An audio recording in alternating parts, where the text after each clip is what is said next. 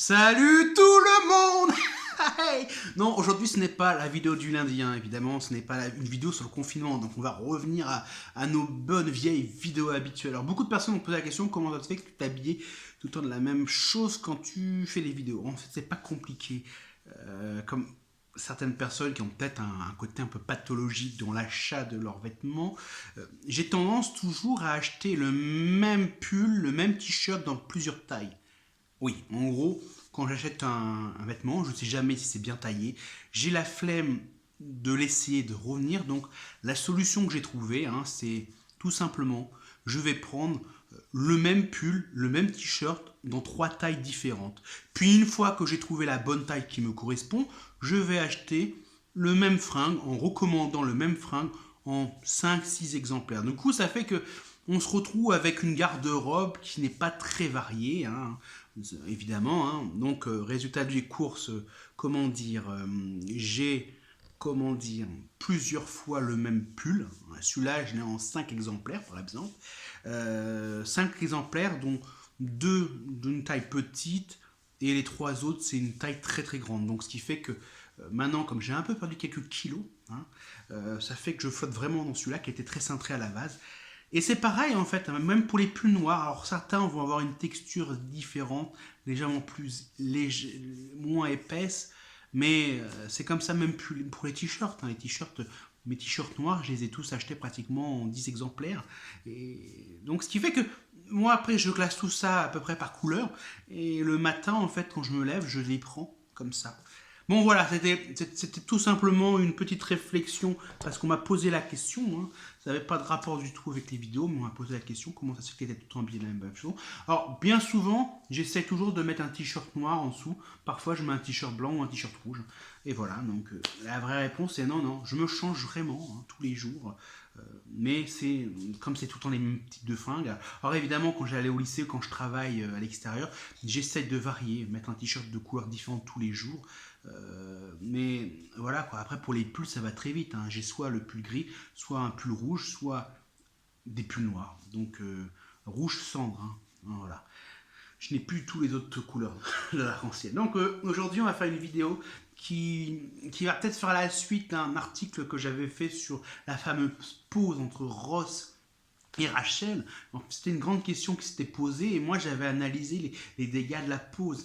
Mais le plus souvent, on voit les choses du point de vue de la personne qui subit la pause. Mais en réalité, dans une pause, il y a deux choses qui se contredisent. Premièrement, la pause, hein, c'est pas vraiment une rupture et ce n'est pas non plus un couple. C'est-à-dire que quand tu es en pause, ce qui est difficile, c'est que même si le principe de la pause, c'est d'y voir plus clair, bah en fait, le couple est dans un instant très difficile, on appelle ça une instance hein, en psychologie, parce que tout simplement, le moindre écart mène à la rupture définitive et une perte dans la confiance du couple. Parce que maintenant, j'ai mes petits plans pour pouvoir rester bien net, donc je lis mes petits plans tranquillement. Alors pourquoi je vous dis ça? Tout simplement parce que une pause, c'est anxiogène, parce qu'on sait que l'autre, on peut le perdre, mais en même temps, on est rassuré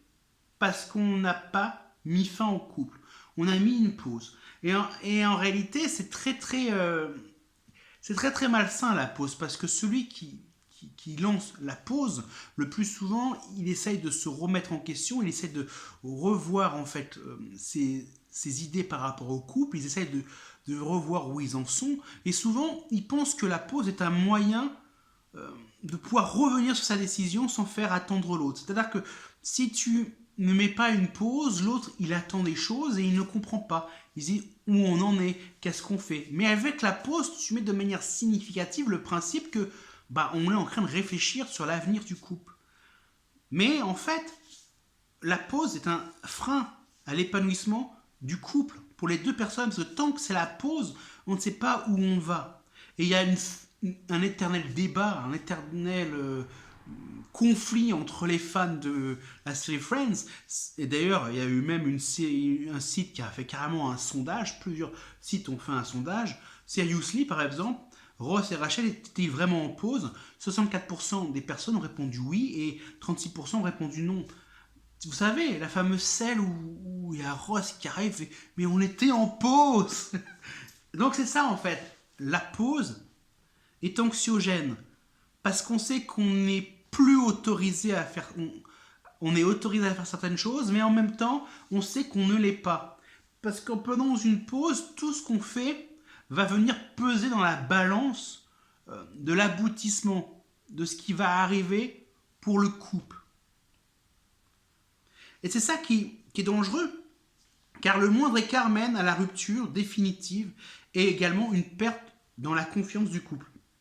Ce qui veut dire que lorsque vous faites une pause, la personne qui dit « je vais faire une pause », si toi, en face, tu fais le moindre écart, elle va venir te voir en te disant bah, « finalement, j'ai eu raison de demander une pause et j'ai raison de rompre avec toi parce que finalement, t'es un con, t'es un jerk, t'es débile, t'as pas de respect pour moi. » Mais dans un autre sens, quand la personne décide de faire une pause, toi, t'es là, t'es comme ça, qu'est-ce que tu peux faire? Tu ne sais plus si tu dois partir, si tu dois rester. En réalité, la technique de la pause, c'est un moyen de dire « Oh, Coco, réagis !» Mais le problème, c'est que si la personne réagit de manière intrusive, de manière surdimensionnée, l'autre va dire bah, « Tu me bouffes mon oxygène, je veux plus te voir, c'est fini. » Et d'un autre côté, si la personne ne fait rien, l'autre elle va dire bah, « Finalement, tu t'en as rien à foutre de moi, j'ai eu raison de faire une pause et c'est fini. » Donc la pause a toujours ce côté malsain, parce que quoi qu'il arrive, une pause mène toujours à une fin difficile. Après, évidemment, il arrive que la personne qui a demandé la pause revienne sur son idée de faire une pause, mais il faut que l'autre accepte le fait que cette pause a existé. Et comme j'ai dit, c'est un frein à l'épanouissement des deux personnes, mais le problème, c'est que la pause, c'est les prémices d'un conflit nouveau. C'est-à-dire qu'il y a des comptes à rendre. C'est-à-dire que l'autre qui va revenir, il va se retrouver avec quelqu'un qui a subi la pause. Et la personne qui a subi la pause en voudra souvent à la personne qui revient. En réalité, c'est même comme cela qu'une pause peut peu à peu détruire le couple, parce que le couple a eu un moment de suspens. Et en réalité, le couple, pour qu'il fonctionne, il faut qu'il y ait une continuité, et que pour que cette continuité existe, il faut qu'il y ait sans cesse une dynamique entre une réciprocité entre les deux personnes, des compromis, mais également des dons. C'est-à-dire qu'il faut savoir donner, il faut savoir pardonner, il faut savoir aimer. Et savoir aimer, c'est apprendre les différentes formes de l'amour. Et c'est ça qui est bien difficile. Le plus souvent, les personnes qui font une pause, c'est parce qu'elles se rendent compte que l'amour qu'elles ont pour l'autre n'est plus le même amour qui les a tenues jusqu'à présent. Et c'est très déstabilisant. Et c'est même pour cela que bien souvent, il y a des personnes qui vont tromper l'autre. Parce qu'elles se disent, tiens, il n'y a plus ça dans mon couple, et peut-être que ça existe ailleurs. Et elles se rendent compte parfois qu'ailleurs, c'est pas mieux, parce qu'ailleurs, ils n'ont pas la même chose que l'autre. C'est-à-dire qu'il n'y a pas le passé, il n'y a pas le passif, il n'y a pas cette histoire commune entre les deux. Et donc, ça pousse à réflexion, et souvent la question qu'on se pose, c'est pourquoi l'autre me fait endurer ça. C'est peut-être parce que toi, tu n'as pas encore évolué, tu n'es pas arrivé encore au même stade que l'autre, qui lui a déjà changé son point de vue du couple. Et soit ça nous satisfait et on accepte l'évolution du couple et donc on continue, mais il faut que l'autre aussi accepte cette évolution du couple, parce que l'autre peut être insatisfait.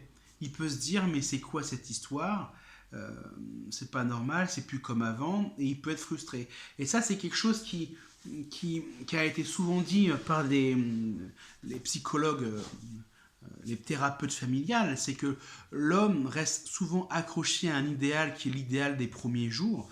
La femme est plutôt accrochée dans une continuité. C'est-à-dire que la continuité pour la femme doit être logique. Chez l'homme, en fait, il faut que ça soit toujours comme au premier jour. Donc, ce qui fait que souvent l'homme reproche à la femme de ne plus être la fille des premiers jours, et la fille reproche à l'homme d'être bloqué et immobile dans une attente des premiers jours. Ce qui fait qu'avec l'érosion en fait de la passion, avec l'introduction du quotidien et de la vie de tous les jours, l'homme lui se dit la fille ne va pas partir parce que il reste focalisé à cette image des premières semaines, des premières fois, alors que la femme, elle va plutôt avoir des attentes sur la durée pour le couple. Et c'est assez marrant parce que finalement, quand on regarde des personnages de fiction comme Dawson ou Ted Mosby, on se rend compte que ces personnes, en général, même dans la vie de tous les jours, un homme qui a déjà en tête l'avenir sur les 5 prochaines années est quelqu'un qui va être du coup dans l'attente de beaucoup de choses, et cette attente de beaucoup de choses va le rendre, on va dire un peu, on va dire les romantiques pathologiques ou les amoureux pathologiques. En fait, on va mettre vraiment un idéal du couple et de la vie de famille tellement importante que la personne qui est avec cet être-là va se sentir toujours dans l'obligation de répondre à une demande de plus en plus grande. Donc, le moindre écart pour elle va être un crime, et ce moindre écart va causer en fait une rupture, ou la peur de la rupture, ou la peur de la reproche, des reproches, excusez-moi. Et c'est pour cela que finalement la pause qui vient souvent pour faire réagir l'autre, pour lui faire dépasser cette sensation de... La pause finalement, c'est comme si en fait on demandait à une grande instance, une force divine, d'être médiateur, médiatrice du couple qui commence à peu être déstabilisé, parce que le couple, en fait, pour que ça fonctionne, il doit supporter l'évolution. Il doit supporter l'évolution du quotidien. Il doit supporter les changements. Et en réalité, bien souvent, les couples ne marchent pas parce qu'il est impossible pour l'un des deux de supporter les changements. Et il y a un truc qui peut aussi exister, c'est que dans un couple, il y a le coup de foudre, certes, mais il y a également d'autres cas où, en fait, l'un des deux partenaire aime plus l'autre au début, et progressivement, celui qui aime un peu moins va commencer à tomber amoureux, c'est-à-dire vraiment tomber amoureux, aimer l'autre, et l'autre va peut-être lui faire le reproche de ce changement. C'est-à-dire que il était tombé, le premier qui aimait plus l'autre est tombé amoureux d'une personne qui était indépendant affectivement. Celui qui aimait un peu moins va progressivement devenir dépendant de l'autre. Donc il y a un renversement de la situation, de la dynamique dans le couple, qui mène finalement le couple à une rupture parce que l'autre ne comprend pas. Parfois, il peut accepter en disant c'est fabuleux, il m'aime encore plus qu'avant, et parfois l'autre va dire tu as changé, avant tu me demandais pas où j'allais, avant tu m'envoyais pas 10 messages par jour.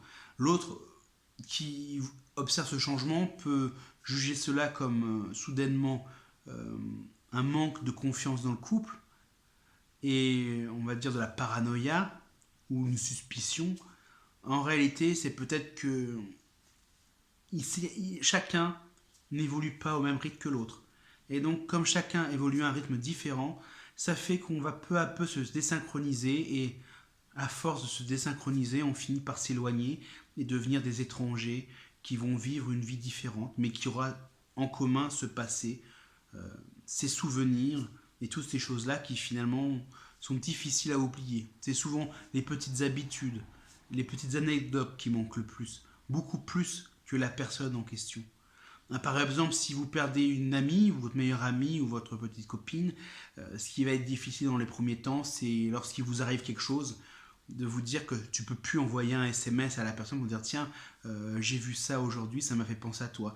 Tu peux plus identifier la personne sur des statuts Facebook en disant ah tiens, ça va t'intéresser, ça te fait rire. Tout simplement parce que vous avez perdu ce privilège de faire cela.